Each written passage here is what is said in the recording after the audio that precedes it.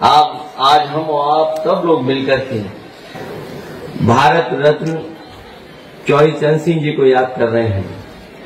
और साथ ही साथ मैं बधाई देना चाहता हूं, धन्यवाद भी देना चाहता हूं कि जिस संस्था को नेताजी ने और आप सब ने मिलकर के इस ऊंचाई तक पहुंचाया, वहीं पर नेताजी की प्रतिमा का भी लगाने का आपने काम किया है। एक तो वो नेता जिनके नाम पर ये संस्था, जिनके नाम पर है चौधरी चरण सिंह जी, नेताजी ने उन्हीं के नाम से इस संस्था बनाई। और यहां पर आज बड़े पैमाने पे बच्चे पढ़ लिख करके जा रहे हैं, अपना भविष्य बना रहे हैं। जहां पर कोई विकास नहीं दिखता था, उस जगह पर एक विकास ही नहीं बल्कि वैसी संस्थाएं खड़ी कर दी जो हमारा भविष्य बना रही हैं। एक तरफ जो किसान नेता चौधरी चरण सिंह जी, और दूसरी तरफ जिनको हम और आप लोग धरती पुत्र कहकर बुलाते हैं।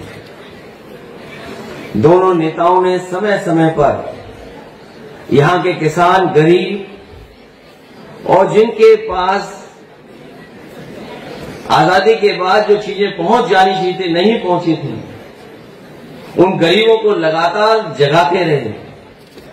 देश में अगर सबसे पहले किसानों की बात अगर किसी ने की तो वो चौधरी चरण सिंह जी थे, जिन्होंने किसानों के लिए और किसानों का भविष्य कैसे बेहतर उसके लिए काम किया। और नेताजी भी उन्हीं के साथ काम करते करते, उनके साथ सीखते सीखते किसानों की आवाज को वहां तक पहुंचाया और देश की राजनीति में एक बहुत बड़ी भूमिका निभाने का काम किया। यहां हम जितने लोग बैठे हैं सबने नेताजी को देखा है, नेताजी को बढ़ते हुए देखा, आगे बढ़ाया उनको। ये हमारी और आपकी जिम्मेदारी बनती है कि उनकी जो समाजवादी विचारधारा की विरासत है जो हमें और आपको मिली, उसको और ऊंचाई तक हम लोग पहुंचाने का काम करें। उससे पहले कई वक्ताओं ने बहुत बड़ी बड़ी बातें रखी आपके बीच में। मैं उन सब से अपने आप को जोड़ता हुआ, आप सब जानते हैं तमाम राजनीतिक दल हैं, लेकिन इकलौती समाजवादी पार्टी वो पार्टी है जिसके नाम में ही समाजवाद है, जो प्रेम्बल में हमारा समाजवाद है वो हमारी पार्टी का नाम है। देश में कोई और दूसरा दल नहीं है। तो नेताजी ने इसी मिट्टी से उठ करके, इसी मिट्टी में जोखिम उठा करके, इसी मिट्टी में खून पसीना बहा करके इस विचारधारा को और इस पार्टी को यहां बनाने का काम किया। मुझे याद है पिछले चुनाव में जिस समय आह्वान हुआ कि हमारी पार्टी आगे बढ़े, मैं धन्यवाद देना चाहता हूं उत्तर प्रदेश की जनता का, जिन्होंने समाजवादी विचारधारा को और हमारे गठबंधन को सबसे ज्यादा वोट देकर के सबसे बड़ी पार्टी उत्तर प्रदेश में बनाने का काम किया। क्योंकि बहुत सारे हमारे कवि 1-1.5 घंटे से आगे होंगे। जब मैं आया इस हॉल में तभी मैंने देखा कि हमारे सभी कवि लोग यहाँ पर मौजूद थे, क्योंकि उनको बहुत लंबा कहना भी है।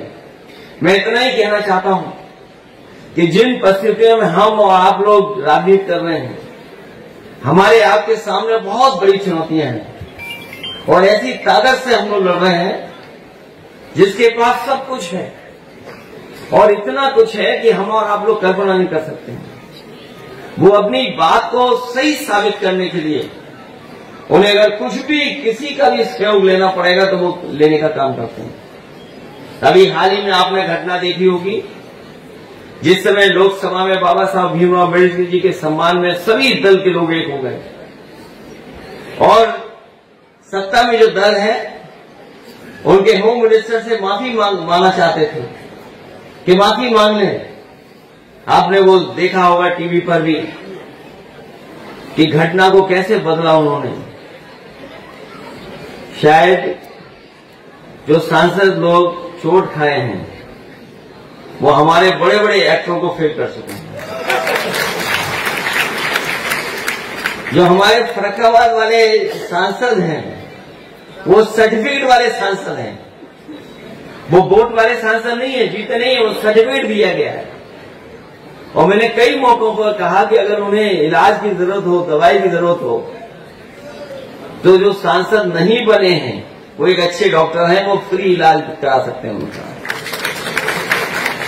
जो लोग सत्ता में हैं उन्होंने घटना करा करके देखो कहां डाइवर्ट कर दिया, और एफआईआर भी दर्ज हो गई, और केवल इसलिए क्या, क्योंकि उनके पास तमाम लोगों का साथ है।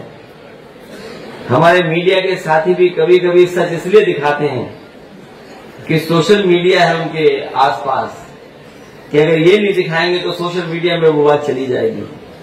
कहीं न कहीं प्रेस की भी क्रेडिबिलिटी का सवाल खड़ा हो गया है। जिसे सच्चाई बतानी है, सच बताना है, वो भी आज सरकार के साथ खड़े हुए दिखाई दे रहे हैं। मैं एक ही बात कहना चाहता हूं, जो सत्ता में होता है वही तानाशाह होता है। ये बात हम लोगों ने बहुत पुरानी पढ़ी भी है, देखी भी और समझी भी है। रामायण में भी रावण तानाशाह था, वो राजा था। महाभारत में भी कंस और दुर्योधन राजा था, वो तानाशाह था। हम लोगों ने रामायण में भी पढ़ा है, महाभारत में भी पढ़ा है कि तानाशाह बहुत दिनों तक सत्ता में नहीं रह सकता है, अंततः तानाशाह को जाना ही पड़ता है। जो तानाशाह सरकार में आज बैठे हैं, हो सकता है उन्हें लगता हो कि सरकार उनकी चलती रहेगी, लेकिन जनता भी देख रही है और समझ रही है। अभी तो लोकसभा में हिसाब किताब किया है, अभी जब विधानसभा का चुनाव आएगा तो न जाने कौन सा परिणाम आएगा, उनका पता ही नहीं लगेगा। इसलिए मैं आप सबका धन्यवाद देता हूं, क्योंकि कवि लोग बैठे हैं, उन्हें भी अपनी बात रखनी है। बहुत ही प्रतिष्ठित, सम्मानित और न केवल भारत के बल्कि दुनिया में इन कवियों का नाम है। ऐसे कवि आए हैं, मैं उनका स्वागत करता हूं। साथ ही साथ यहाँ पर जितने भी समाजवादी साथी हैं उनका धन्यवाद देता हूं।